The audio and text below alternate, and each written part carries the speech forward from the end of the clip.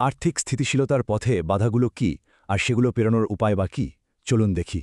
টাকা জমানো এত কঠিন কেন? এই প্রশ্নটা অনেকেরই, আর এর উত্তরটা কিন্তু লুকিয়ে আছে নিজেদের অভ্যাসেই। এর শুরুটা হয় সাধারণত অনিয়ন্ত্রিত খরচ থেকে, মানে যখন খরচের লাগামটা আর হাতে থাকে না। যেমন ধরুন ক্রেডিট কার্ডের বড় ঋণ বা স্টুডেন্ট লোন, এগুলো কিন্তু আর্থিক উন্নতির পথে বড় একটা বাধা। আর এর ফল কি হয়? কোনো জরুরি তহবিল বা এমার্জেন্সি ফান্ড গড়া প্রায় অসম্ভব হয়ে পড়ে। শুধু ঋণই নয়, সাথে যখন সঠিক পরিকল্পনার অভাব থাকে তখন পরিস্থিতি আরও খারাপ হয়ে যায়।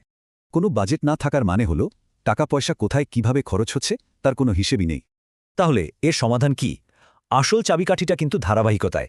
ছোট ছোট অভ্যাসই বড় পরিবর্তন নিয়ে আসে।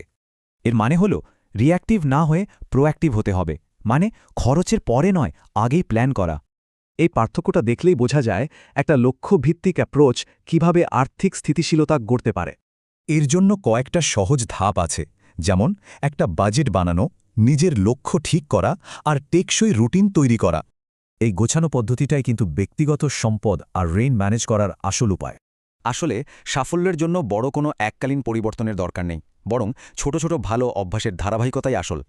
শেষ করার আগে একটা প্রশ্ন, নিজের আর্থিক জীবনে বদল আনতে আজ কোনো একটি অভ্যাস শুরু করা যায়?